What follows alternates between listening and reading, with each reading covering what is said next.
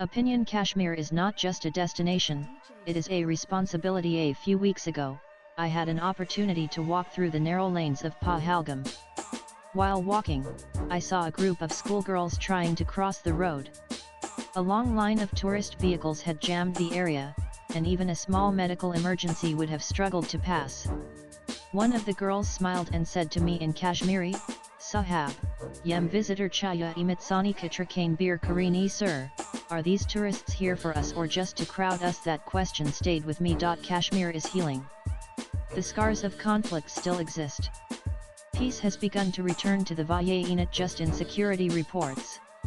One finds it in the way people smile again, open their doors, and return to life. But even healing requires balance. Today, the valley is facing a silent threat. Weight of over-tourism. And more than 2 crore tourists visited Jammu Kashmir in 2023. In peak season, some areas in the valley receive over 30,000 visitors a day. On the surface, this sounds like economic revival, and in many ways, it is. Families in tourism, transport, handicrafts, and hospitality have seen incomes rise. Young people in remote villages are now running homestays and travel apps. This is real, a welcome progress. But I have also seen the other side. In Sonamarg, I saw a woman carrying firewood forced to wait 20 minutes while an SUV convoy moved through. In Gulmarg, the meadows that once echoed with birds now echo with honking. The China trees are still, but the air feels restless. The valley is breathing faster than it should. Kashmir is not an unlimited space. It is a living, breathing ecosystem, spiritual, emotional, and environmental. And like every sacred space, it must not be entered unmindfully. Nanan 1. Environmental stress. The Dal Lake, once the jewel of Srinagar, is now shrinking, its water thickened with pollutants. Every plastic bottle thrown by a careless tourist, a local passerby, a houseboat owner, or a staff member at a hotel is a wound on Kashmir's body. The trails in Usmarg, Dudpathri, and Bangas Valley are losing their green cover. What tourists see is breathtaking, but what they leave behind could be suffocating. Point 2. Security and emergency concerns. I still remember the Amarnath Yatra of 2000 when a sudden strike left thousands stranded. I was in Anantnag then. Even the army and medical teams took time to reach some locations. Now imagine such an unfortunate incident with 10 times the number of tourists. Security management in a conflict-sensitive zone like Kashmir requires controlled variables, not chaos. Point 3. Social and cultural impact. Kashmiriyat is about warmth, respect, and balance. But when locals feel they are pushed off the road, priced out of markets, or ignored, helplessness can grow. Tourism must not make hosts feel like strangers in their own land. Point 4. Psychological well-being. Many of the children we care for in our homes at BWF have suffered trauma, losing parents to conflict or growing up in volatile environments. Overcrowded towns, traffic snarls, and loud urban behavior make them anxious. There must be space for quiet, for children to heal, for people to walk, to breathe. Nanan, the solution is not to restrict visitors but to redefine the way we welcome them. Hayres Haunanan in Bhutan has a high-value, low-impact model that caps tourists and charges a sustainable development fee. Machu Picchu in Peru strictly controls the number of daily visitors.